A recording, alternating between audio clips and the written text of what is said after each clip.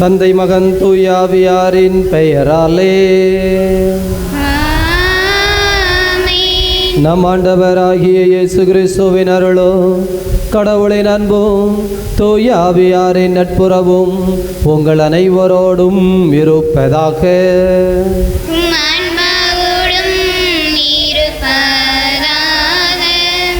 இயேசுவில் நல்லவர்களே, ஆண்டவருடைய அன்பு நிறைந்த குழந்தைகளே, தூய அந்தோணியாருடைய இந்த நவநாள் திருப்பலியை சிறப்பாக ஆண்டவருடைய பாதத்திலே நம்பிக்கை நிறைந்த இதயத்தோடு ஒப்பு கொடுப்போம். மேலும் இத்திருப்பலியில் கயத்தாறு பன்னீர்குளம் பகவதி அவர்கள் எழுதியிருக்கிற கலெக்டரேட் வேலை ஆண்டவர் ஆசீர்வதிக்க வேண்டும் என்றும் வெற்றி பெறச் செய்ய வேண்டும் என்றும் திருமண காரியம் நடைபெற வேண்டும் என்றும் முத்துமாலை அவர்களது வாய் கோளாறு சரியாக வேண்டும் என்பதற்காகவும் நம்பிக்கையோடு ஜெபிக்கிறார்கள். இருதய மிக்கேல் லூர்தம்மாள் இவர்களது ஆன்ம இளைப்பாற்றிக்காக ஜெபிக்கிறார்கள். சுரண்டை இருதயராஜ் மனிஷா குடும்பத்திற்கு இறைவன் செய்த நன்மைகளுக்கு நன்றியாகவும் தொடர்ந்து தேவ ஆசீர்வாதம் குடும்பத்திலே நிலைத்திருக்க வேண்டும் என்பதற்காகவும் இறைவனுடைய அருளால் பெண் குழந்தை பிறந்தமைக்கு கோடியற்புதர் அந்தோணியார் வழியாக மனமாற நன்றி கூறி ஜெபிக்கிறார்கள். விகே புதூர் அருளானந்தம் ஆசிரியர் பாலின் வசந்தி குடும்பத்திற்கு இறைவன் இதுவரை செய்த நன்மைகளுக்கு நன்றியாகவும் மறைந்த கப்புச்சின் சபை அருள் தந்தை வியாகப்பன் அடிகளாரின் ஓராண்டு நினைவு பலியாக ஒப்பு கொடுத்து ஜெபிக்கிறார்கள்.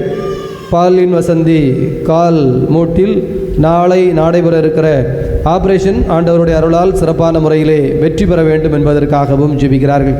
சுரண்டை வி ஜேம்ஸ் அவர்களின் 2வது ஆண்டு நினைவாக ஆன்ம இளைப்பாற்றிக்காக குடும்பத்திலே கிறிஸ்துவில் மரித்த ஆன்மாக்களுக்காக ஜெபிக்கிறார்கள். சுரண்டை சேசு பெரில்டா குடும்பத்திற்கு இறைவன் செய்த நன்மைகளுக்கு நன்றியாகவும் இன்று தனது 10வது பிறந்தநாளை கொண்டாடுகிற ஹெடின்சியாவை இறைவன் நிறைவாக ஆசீர்வதிக்க வேண்டும் என்றும் கல்வி ஞானத்திலே சிறந்து விளங்க வேண்டும் என்றும் குழந்தைகளுடைய படிப்பு நன்மைக்காக ஒப்பு கொடுத்து ஜெபிக்கிறார்கள். இறையருளில் நிலைத்திருக்க நம்பிக்கையோடு ஜெபிப்போம். அருள் பெறுவதற்கு தடையாக இருக்கிற குற்றம் குறைகளை நினைத்து மனவருந்தி மன்னிப்பு கேட்போம். எல்லாம் வல்ல இறைவனிடமும் சகோதர சகோதரிகளே எங்களிடமும் நான் பாவியை ஏற்றுக்கொள்கிறேன். ஏனெனில் சிந்தனையாலும் சொல்லாலும் செயலாலும் கடமையில் தவறியதாலும் பாவங்கள் பல செய்தேன். என் பாவமே என் பாவமே என் பெரும் பாவமே. ஆகையால் எப்பொழுதும் கன்னியான புனித மரியாதையும் வானதூதர் புனிதர் அனைவரையும் சகோதர சகோதரிகளே எங்களையும் நம் தேவனாகிய ஆண்டவரிடம் எனக்காக வேண்டிக் கொள்ள மன்றாடுகிறேன். வல்ல கடவுள் நம் மீது இரக்கம் கொண்டு நம் பாவங்களிலிருந்து விடுவித்து நம்மை நிலை வாழ்வுக்கு அழைத்து செல்வாராக. ஆமென்.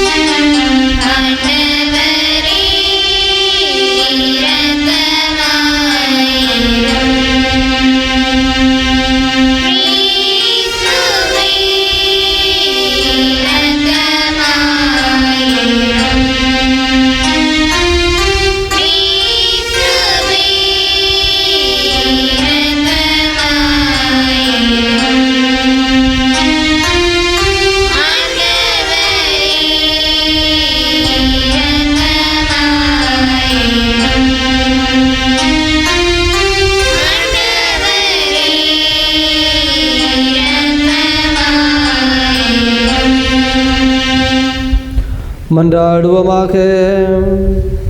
இதய அமைதியை இறைவா, கோடியற்புதர் பதுவை புனிதர் நன்னாக்களியாத நல்லவர் தூய அந்தோணியாரை தலை சிறந்த போதகராகவும் எங்கள் தேவைகளில் பரிந்து பேசுகிறவராகவும் தந்தீரே. அவரது உதவியால் நாங்கள் உண்மை நெறிகளை கடைபிடிக்கவும் துன்ப நேரத்தில் உமது உதவியை கண்டுணர்ந்து கொள்ளவும் செய்தருளும். ஆண்டவராகிய அதே கிறிஸ்து வழியாக உமை மன்றாடுகின்றோம்.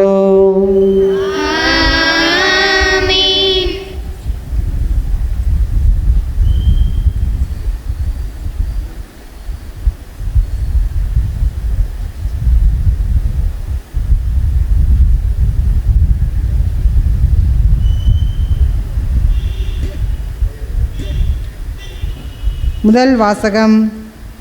மனித இயல்பை மட்டும் உடைய ஒருவர் கடவுளின் ஆவிக்குரியவற்றை ஏற்றுக்கொள்வதில்லை.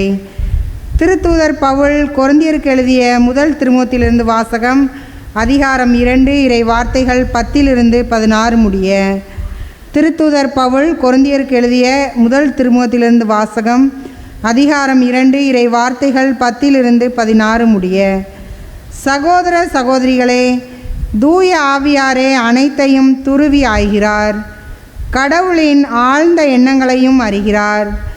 மனிதரின் உள்ளத்தில் இருப்பதை அவருள் இருக்கும் மனமே அன்றி வேறு எவரும் அறிய முடியாது அன்றோ? அவ்வாறே கடவுள் உள்ளத்தில் இருப்பதை அவர்தம் ஆவியே அன்றி வேறு எவரும் அறியார். ஆனால் நாம் இவ்வுலக மனப்பாங்கை பெற்றுக்கொள்ளவில்லை, மாறாக தூய ஆவியை கடவுளிடமிருந்து பெற்றுள்ளோம். இவ்வாறு கடவுள் நமக்கு அருளிய கொடைகளை கண்டுணர்ந்து கொள்கிறோம். ஆவிக்குரியவர்களுக்கு ஆவிக்கு உரியவற்றை பற்றி விளக்கி கூறும்போது நாங்கள் மனித ஞானத்தால் கற்றுக்கொண்ட சொற்களை பேசுவதில்லை, மாறாக தூய ஆவியார் கற்றுத்தரும் சொற்களையே பேசுகிறோம். மனித இயல்பை மட்டும் உடைய ஒருவர் கடவுளின் ஆவிக்குரியவற்றை ஏற்றுக்கொள்வதில்லை. அவை அவருக்கு மடைமையாய் தோன்றும். அவற்றை அவரால் அறிந்து கொள்ளவும் முடியாது. ஏனெனில் அவற்றை தூய ஆவியின் துணை கொண்டே ஆய்ந்துணர முடியும். ஆவிக்குரியவரோ அனைத்தையும் ஆய்ந்துணர்வர். எவரும் அவரை ஆய்வுக்கு உட்படுத்த முடியாது. ஆண்டவருடைய மனத்தை அறிபவர் யார்? அவருக்கு அறிவுரை கூறுபவர் யார்? நாமோ கிறிஸ்துவின் மனத்தை கொண்டுள்ளோம். இது ஆண்டவர் வழங்கும் அருள்வாக்கு.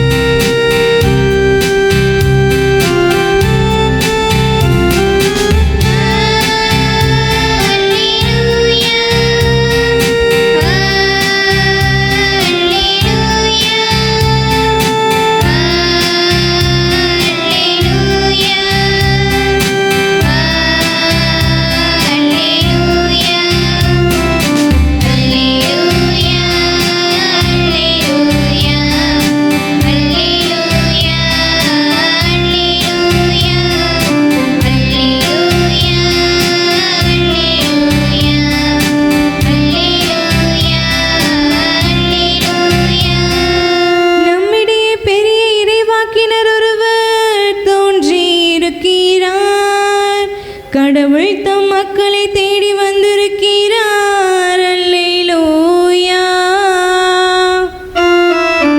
அல்லேலூயா அல்லேலூயா அல்லேலூயா அல்லேலூயா. ஆண்டவர் உங்களோடு இருப்பாராக. ஆன்மாவோடும் இருப்பாராக. தூய லூக்கா எழுதிய தூய நற்செய்தியிலிருந்து வாசகம். ஆண்டவரே மாட்சி உமக்கே. தூய லூக்கா எழுதிய தூய நற்செய்தி 4வது அதிகாரம்.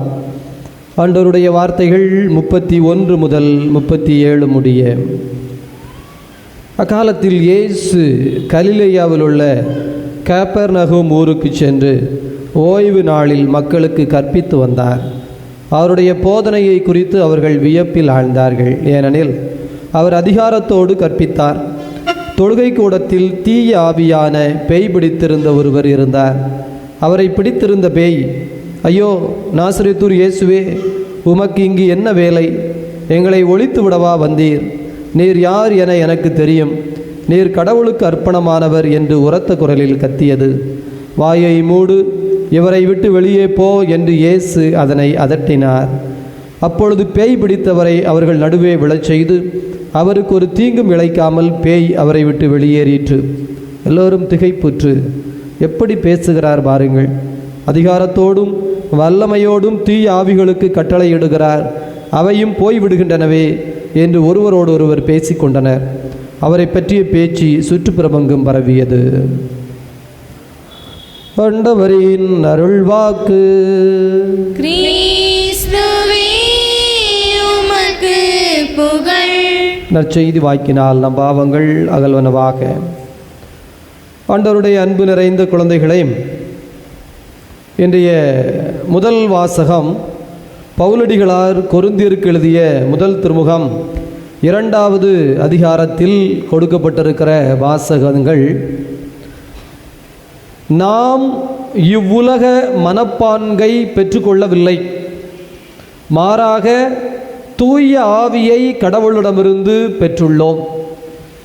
பிரியமானவர்களே, இந்த உலகத்தில் தான் வாழ்கிறோம். இந்த உலகத்தினர் பேசுகிற மொழியில்தான் பேச வேண்டி இருக்கிறது. இந்த உலகத்தினர் நடப்பது போலதான் நாமும் நடக்க வேண்டி இருக்கிறது, உடுத்த வேண்டி இருக்கிறது, இதோ இந்த உலகத்தில் வாழ வேண்டி இருக்கிறது. ஆனாலும் நாம் இந்த உலகத்தினருடைய மனப்பாங்கை உள்ளுக்குள் கொண்டிருக்க வேண்டும் என்கின்ற அவசியமோ கட்டாயமோ கிடையாது. பிரியமானவர்களை, நுணுக்கமான ஒரு ஆன்மீக பயிற்சி ஆண்டவர் இயேசு கொடுக்கிறார். தயவு செய்து புரிந்து கொள்ள முயற்சி செய்ய வேண்டும். அடுத்த வரி அதை இன்னும் அழுத்தமாய் விளக்குகிறது. இவ்வாறு கடவுள் நமக்கு அருளிய கொடைகளை கண்டுணர்ந்து கொண்டோம். என்ன கொடை? தூய ஆவியால் வாழ்கின்ற ஒரு வாழ்க்கை, கடவுளின் ஆவியால் வழிநடத்தப்படுகின்ற ஒரு வாழ்க்கை. ஆவிக்குரியவர்களுக்கு ஆவிக்குரியவை பற்றி விளக்கி கூறும் பொழுது நாங்கள் மனித ஞானத்தால் கற்றுக்கொண்ட சொற்களை பேசுவதில்லை. நமக்கு தெரிஞ்சதெல்லாம் ஒரே விதமான சொல், ஒரே விதமான வார்த்தை, ஒரே விதமான பேச்சு. பிரியமானவர்களே, ஆனால் மேலோட்டமாய் பார்த்தால் எல்லாம் ஒரே தலைதான். ஆனால் முகத்தை உற்று பார்த்தால் ஆட்கள் வேறு வேறு. ஒருவேளை மனிதர்களை நீங்கள் அடையாளம் கொண்டு கொள்ளலாம். ஒருவேளை நீங்கள் அமெரிக்காவிலோ அல்லது ஐரோப்பாவிலோ எங்கே இருக்கிறீர்கள் என்று வைத்துக் கொள்வோம். எல்லோரும் யூனிஃபார்ம் போட்டு குழந்தைகள் ஒரே போல் ஒரு பள்ளியில் நிற்கிறார்கள் என்று வைத்துக் கொள்வோம். அந்த முகம் நமக்கு அடையாளம் காட்ட முடியுமா? ஒரு தடவை பார்த்த மூஞ்சி இன்னொரு தடவை பார்த்த மூஞ்சியும் ஒரே போல தெரியும். நமக்கு இந்த மாதிரி முகங்கள் பார்த்து பழக்கம், அதனால் தனித்தனியாய் தெரிகிறது. அப்படி இல்லை என்றால் ஒரே போல். ஏன், ஒரு ஆடு நிற்கிறது என்று வைத்துக் கொள்ளுங்கள். ஒரு 1000 ஆடு நிற்கிறது, செம்மறி ஆடு நிற்கிறது. ஒரு ஆட்டிலிருந்து இன்னொரு ஆடு நீங்கள் வித்தியாசப்படுத்தி கண்டுபிடித்து விடுவீர்களா? ஆனால் ஆட்டு இடையன், அந்த ஆட்டை பராமரிக்கிறவர், இது இந்த ஆடு, இது இந்த ஆடுன்னு பேர் வச்சு கூப்பிட்டு விடுவார். 1000 ஆட்டையும் தனித்தனியாக சொல்லி விடுவார். அவருக்கு அந்த ஆட்டு மந்தையை குறித்த ஞானம் இருக்கிறது, தெளிவு இருக்கிறது, புரிதல் இருக்கிறது. ஆகவே அந்த ஆடுகளை இனம் கண்டுகொள்ளுகிற, வித்தியாசம் கண்டுகொள்ளுகிற ஒரு பக்குவம் இருக்கிறது. ஆண்டவருடைய அன்பு குழந்தைகளே, இந்த வசனத்தை பாருங்க. ஆவிக்குரியவர்களுக்கு ஆவிக்குரியவற்றை பற்றி நாங்கள் விளக்கி கூறும் பொழுது மனித ஞானத்தால் கற்றுக்கொண்ட சொற்கள், நாம் பயன்படுத்துகிற எல்லா சொற்களும் கற்றுக்கொண்ட சொற்கள், நாம உருவாக்கிய சொற்கள் அல்ல. உங்க குழந்தைய நீங்க திட்டுறீங்கன்னே வச்சுக்கோங்களேன், என்ன வார்த்தையை சொல்லி திட்ட போறீங்க? புதுசா வார்த்தை எதுவும் கண்டுபிடிக்க போறீங்களா? உங்களை உங்கள் பெற்றோர் எதை கொண்டு திட்டினார்களோ, அல்லது பக்கத்து வீட்டிலே யாரோ ஒருவரை திட்டுவதற்கு என்ன வார்த்தையை பயன்படுத்தினார்களோ அதை கொண்டு நீங்கள் திட்டப் போகிறீர்கள். அல்லது பாசம் காட்ட வேண்டும் என்று வைத்துக் கொள்வோம், அன்பு செலுத்த வேண்டும் என்று வைத்துக் கொள்வோம். எத்தகைய வார்த்தையை பயன்படுத்துவீர்கள்? அன்பை எப்படி காட்டுவீர்கள்? ஒன்று பொருள் வாங்கி கொடுப்பார்கள், அல்லது கார்டு கொடுப்பார்கள், அல்லது வார்த்தைகளில் பேசுவார்கள். அந்த வார்த்தைகள் நீங்கள் சொந்தமாக தயாரித்த வார்த்தைகளா? இல்லை. அப்படி என்றால் இன்று நீங்கள் போய் யோசித்து பாருங்கள். ஒவ்வொரு வார்த்தையும் பேசுகிற பொழுது இந்த வார்த்தை நான் எங்கிருந்து எடுத்தேன், யார் கற்றுக் கொடுத்தது, அல்லது எப்போது நான் இதை கற்றுக்கொண்டேன்? பிரியமானவர்களே, கற்றுக்கொண்ட சொற்களை பயன்படுத்துகிறோம். ஆனால் யாரிடமிருந்து கற்றுக்கொண்ட சொற்கள்? மனிதரிடமிருந்து கற்றுக்கொண்ட சொற்கள். ஆனால் நாங்கள் ஆவியானவர் கற்றுத்தருகிற சொற்களை பேசுகிறோம். அது என்ன ஆவியானவர் கற்றுத்தருகிற சொற்கள்? ஆவியானவர் கற்றுத்தருகிற சொற்கள் உங்களுக்கு எத்தனை தெரியும்? எழுதி எடுங்கள் என்றால் எத்தனை சொற்களை நீங்கள் எழுதி எடுப்பீர்கள்? பிரியமானவர்களே, நற்செய்தி வாசகம் அதற்கு விடை தருகிறது. ஆவியானவருடைய ஆற்றல் இயேசு கிறிஸ்துவுக்குள் இருந்ததால் சாத்தானை பார்த்து இதோ ஓடு என்று விரட்டுகிறார். நாம் சாத்தானை பார்த்தால் பயந்து ஓடுவோம். ஏன்? கற்றுக்கொள்ளப்பட்ட ஒரு சொல். பாம்பை பார்த்தால் படையும் நடுங்கும். ஐயோ பேய் வந்துடுதுன்னா போச்சு. சின்ன வயதில் சொல்லித் கொடுக்கிறார்கள், பூச்சாண்டி இருப்பான் பார்த்து போ, இருட்டில் போவாத, பேய் நிற்கும். பேயை பார்த்தால் இருட்டு, இருட்டை பார்த்தால் பயம். ஆகவே பேயை கண்டால் குழந்தையில் இருந்தே பயந்து ஓடி விடுவார்கள். இது மனிதன் கற்றுக் கொடுத்த ஒரு ஞானம், மனிதன் கற்றுக் கொடுத்த ஒரு சின்ன வாக்கியம். பிரியமானவர்களே, இந்த வாக்கியத்தை மனதில் கொண்டதால் பேய் பிடித்தவர் என்றால், ஒருத்தர் பேய் பிடிச்சு ஆடுறாருன்னு வச்சுக்குவோம், சும்மா பயப்படாமல் பக்கத்தில் போங்க, அது ஒன்றும் செய்யாது அப்படின்னு சொன்னால் எத்தனை பேர் போவாங்க? ஐயோ, ஆளே பேய் பிடிச்சு ஆடிக்கிட்டு இருக்கு, அதுக்கு முன்னால் நம்மளும் ஆடுவோம். பேய் பிடித்து ஆட மாட்டோம், பயம் பிடித்து ஆடுவோம். பிரியமானவர்களே, எனவேதான் இந்த வசனம் மிக முக்கியமான ஒன்று. இயேசு கிறிஸ்து பேயை கண்டு பயப்படவில்லை, மாறாக அதை அச்சுறுத்துகிறார், விரட்டுகிறார், மிரட்டுகிறார். விவிலியம் முழுவதும் கற்றுத்தருகிற வசனங்களை தயவு செய்து ஒரு 50 வசனங்களை நீங்கள் இன்று வீட்டில் போய் பைபிளை வைத்து கொண்டு எழுதி எடுங்கள். என் குடும்பத்தில் என் குடும்பத்தினரோடு நான் பேசுவதற்கு இனி இறைவன் கற்றுத்தருகிற, ஆவி கற்றுத்தருகிற இந்த விவிலிய வார்த்தைகளைத்தான் பயன்படுத்துவேன். அறிவுரை சொல்ல வேண்டும் என்றாலும், அன்பு உரை சொல்ல வேண்டும் என்றாலும், அக்கறையோடு பேச வேண்டும் என்றாலும், கண்டித்து திருத்த வேண்டும் என்றாலும் இந்த விவிலியத்தில் இருக்கிற ஒரு 50 வார்த்தை எழுதிடுங்க. ஒருவேளை என் தனிப்பட்ட வாழ்க்கைக்கு நான் எப்படி வாழ வேண்டும், வெற்றியோடும் மாட்சியோடும் உயர்வோடும் வாழ வேண்டும் என்றால் பணத்தை குறித்து இந்த விவிலியம் எனக்கு என்ன கற்றுத்தருகிறது? புகழை குறித்து, வெற்றியை குறித்து, செல்வத்தை குறித்து இந்த விவிலிய வாக்கு எனக்கு என்ன கற்றுத்தருகிறது? அதுவே இனி என் ஞானம்.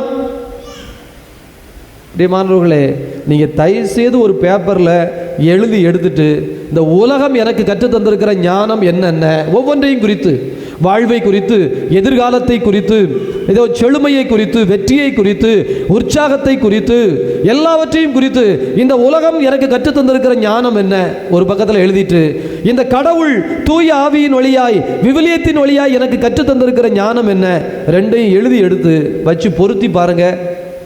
ஒன்றுக்கு ஒன்று தலைகீழாக இருக்கும். நாம் பயன்படுத்துகிற வார்த்தைகள் இந்த உலகு சார்ந்தவை, நாம் பயன்படுத்துகிற அறிவு இந்த உலகத்திலிருந்து கற்றுக்கொண்ட அறிவு. பிறகு எப்படி தெய்வீக ஆசீர்வாதங்களான நிறைவு, நிம்மதி, உயர்வு, வாழ்வு, செழுமை, மனமகிழ்ச்சி, அதெல்லாம் நம்ம எப்படி பெற்றுக்கொள்ள முடியும்? தூய ஆவியினுடைய கனிகளாகிய உங்கள் பையங்களுக்கு நீங்கள் சொல்கிறீங்க, அல்லது நீங்களே பல சமயம் கண்ணாடியை பார்த்து சொல்கிறீங்க, கொஞ்சம் பொறுமையாக இருக்கணும். நீங்கள் பொறுமை என்பது தூய ஆவியினுடைய கனிகளில் ஒன்று. கொஞ்சம் அமைதியாக இருக்கணும். அமைதி என்பது தூய ஆவியினுடைய கனிகளில் ஒன்று. டேய், அம்மா பேசுறா, அமைதியா இருடா. அல்லது ஆசிரியர் அல்லது ஒரு இடத்திலே பேசாத, அமைதியா இருடா. அமைதி என்பது யாருக்கு உள்ளது? தூய ஆவியினுடைய கொடை. ஆனால் தூய ஆவியினுடைய கொடை நமக்குள் இருக்க வேண்டும் என்றால் என்ன வார்த்தையை பயன்படுத்த வேண்டும்? தூய ஆவியை நீங்கள் அனுப்பாமல், தூய ஆவியை கொடுக்காமல், தூய ஆவியினுடைய பலனை அறுவடை செய்ய வேண்டும் என்றால் எப்படி அறுவடை செய்ய முடியும்? பிரியமானவர்களே, முதல் வாசகம் பவுல் கொரிந்தியருக்கு எழுதின 4 வரிதான். ஆனால் அழுத்தமான வாசகம். தூய ஆவியை கடவுளிடமிருந்து நாங்கள் பெற்றுள்ளோம், ஆகவே இந்த உலக மனப்பான்பு எங்களுக்கு தேவையில்லை. ஆவிக்கு உரியவற்றை பற்றி விளக்கி சொல்லுகிற பொழுது நாங்கள் மனித ஞானத்தால் கற்றுக்கொண்ட சொற்களை, பவுலும் நிறைய கற்றுக்கொண்டார் மனித ஞானத்தால், ஆனால் ஆண்டவருடைய குழந்தையாய் வாழ்வதால் மனித ஞானத்தால் கற்றுக்கொண்ட ஆடம்பர சொற்கள். சில ஆட்களை பார்த்தீங்கன்னா கவிதையாக பேசுவாங்க, நயமாக பேசுவாங்க, ஆனால் 10 பைசாவுக்கு பிரயோஜனப்படாது. இனிக்க இனிக்க பேசுவதாக நினைப்பார்கள் இருவரும், ஆனால் கடைசியில் சண்டை, வெறுமை, வெறுப்பு, கசப்பு, துன்பம். போய் உட்கார்ந்து யோசித்து பாருங்க. ஆனால் ஆவியானவர் கற்றுத்தந்த சொற்களையே பேசுகிறோம். ஆவியானவர் கற்றுத்தந்த சொற்கள் என்றால் என்ன அப்படின்னு மனசில் மனப்பாடமாக கேளுங்க. ஆவியானவர் கற்றுத்தந்த சொல் இது. ஆவியானவர் கற்றுத்தந்த சொல்லை நான் வைத்திருக்கிறேனா? எனக்குள் ஆவியானவர் கற்றுத்தந்த சொற்கள் என்ன இருக்கிறது அப்படின்னு எடுத்து எழுதிட்டீங்கன்னா வெற்றி நிச்சயம், உயர்வு நிச்சயம். ஆழமாய் தியானிப்போம். ஆமென்.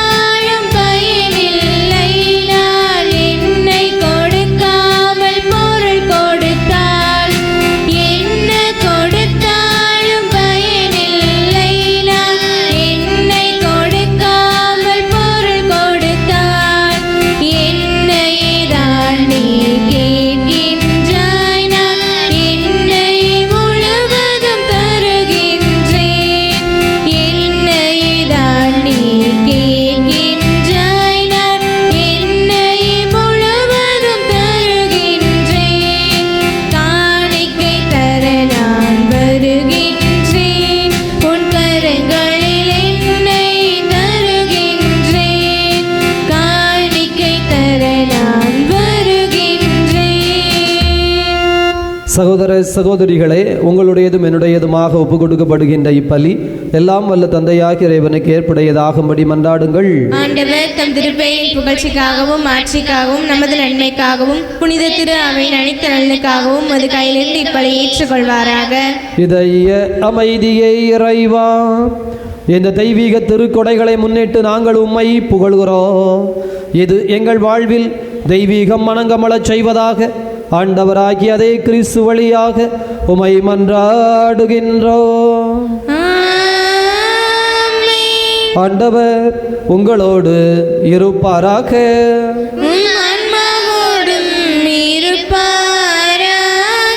இதயங்களை மேலே எழுப்புங்கள். நம் இறைவனாகிய ஆண்டவருக்கு நன்றி கூறுவோம்.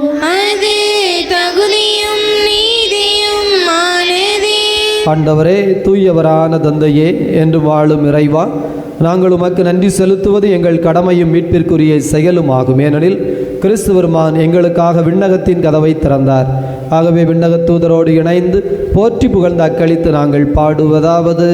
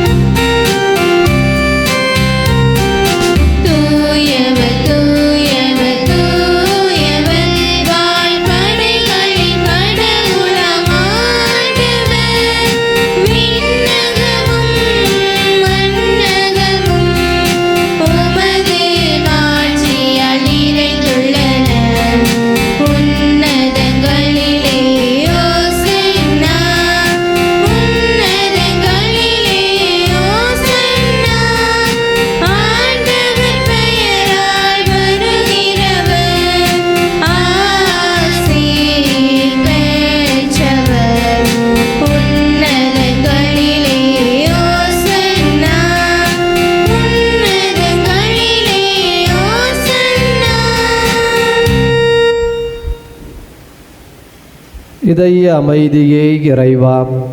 நீர் மெய்யாகவே தூயவர், தூய்மை அனைத்திற்கும் ஊற்று. ஆகவே உம்முடைய தூய ஆவியை பொழிந்து இக்காணிக்கைகளை தூய்மைப்படுத்த உம்மை வேண்டுகிறோம்.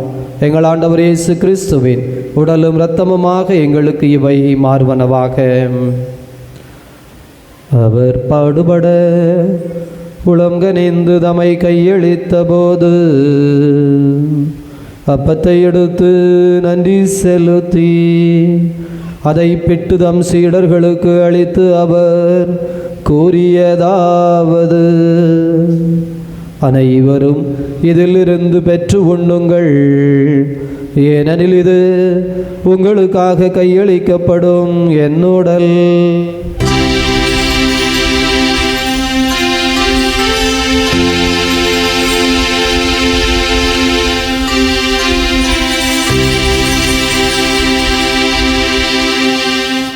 வண்ணமே இரவு விருந்தை அருந்திய பின் கிண்ணத்தை எடுத்து மீண்டும் உமக்கு நன்றி கூறி தம் சீடர்களுக்கு அளித்து அவர் கூறியதாவது: அனைவரும் இதிலிருந்து பெற்று பருகுங்கள், ஏனெனில் இது புதிய நிலையான உடன்படிக்கைக்குரிய என் இரத்தத்தின் கிண்ணம். இது பாவ மன்னிப்புக்கென்று உங்களுக்காகவும் பலருக்காகவும் சிந்தப்படும். இதை என் நினைவாக செய்யுங்கள்.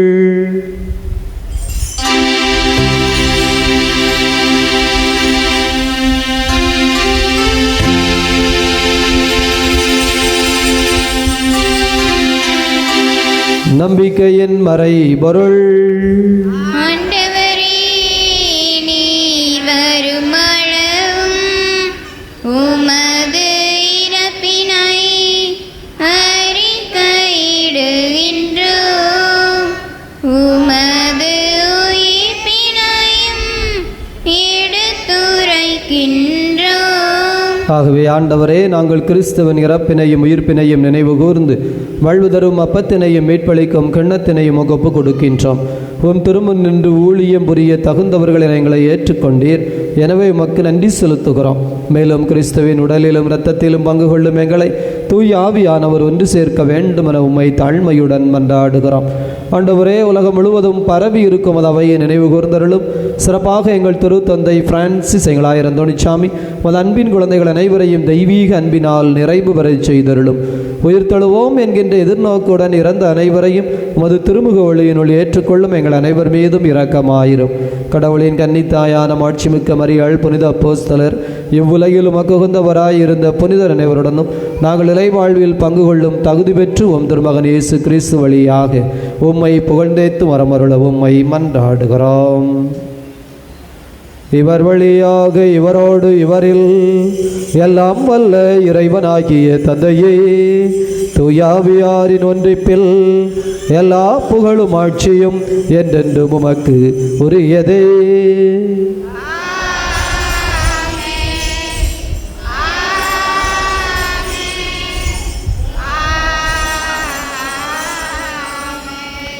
நம் ஆண்டவர் இயேசு கிறிஸ்து ஜெபிக்க கற்றுக் கொடுத்தார். அனைவரும் இணைந்து உற்சாகத்தோடு ஜெபிப்போம்.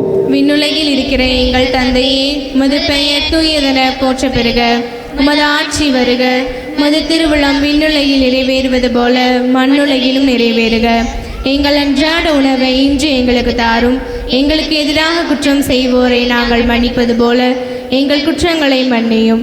எங்களை சோதனைக்கு உட்படுத்தாதையும், தீமையிலிருந்து எங்களை விடுவித்தருளும். ஆண்டவரே, தீமையிலிருந்து விடுவித்து அமைதியை தந்தருளும்.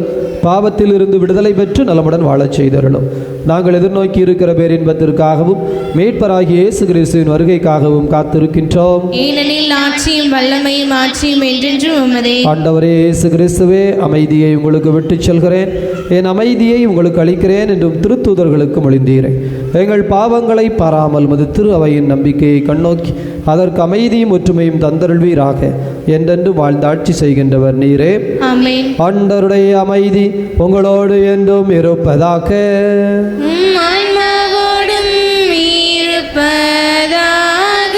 ஒருவருக்கொருவர் ஆண்டவர் தருகின்ற அமைதியை மகிழ்ச்சியோடு அறிவித்துக் கொள்வோம். உலகின் பாவங்களை போக்கும் இறைவனின் செம்மறியே, எங்கள் மேல் இரக்கமாயிரும். உலகின் பாவங்களை போக்கும் இறைவனின் செம்மறியே, எங்கள் மேல் இரக்கமாயிரும். உலகின் பாவங்களை போக்கும் இறைவனின் செம்மறியே எங்களுக்கு அமைதி அளித்தருளும். இதோ இறைவனின் செம்மறி, இவரே உலகின் பாவங்களை போக்குகின்ற தெய்வம். இந்த தெய்வத்தினுடைய விருந்துக்கு அழைக்கப்பட்டிருக்கிற நாம் அனைவரும் பேர் பெற்றவர்கள்.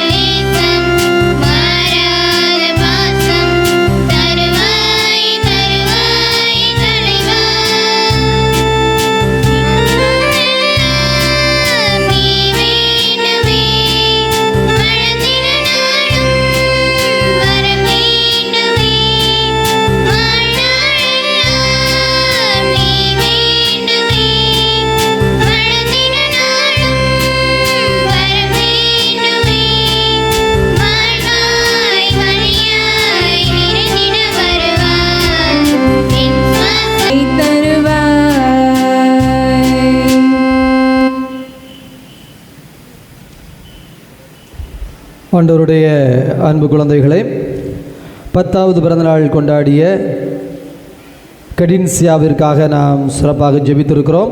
கரவொலி மூலமாக பிறந்தநாள் வாழ்த்துக்களை நாம் தெரிவித்துக் கொள்வோம். மன்றாடுவோமாக. இதய அமைதியே இறைவாம், இந்த தெய்வீக திருக்கொடையை முன்னிட்டு நாங்கள் உம்மை புகழ்கிறோம்.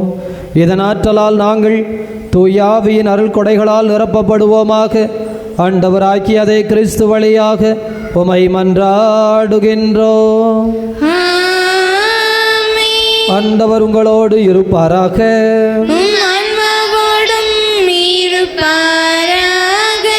வல்ல கடவுள் தந்தை மகன் தூயாவியார் உங்கள் அனைவரையும் நிறைவாக ஆசீர்வதிப்பாராக. உயர்த்த கடவுளின் உண்மை பிள்ளைகளாக சென்று வாழுங்கள். பேரின்பம் தொடரட்டும். இறைவனுக்கு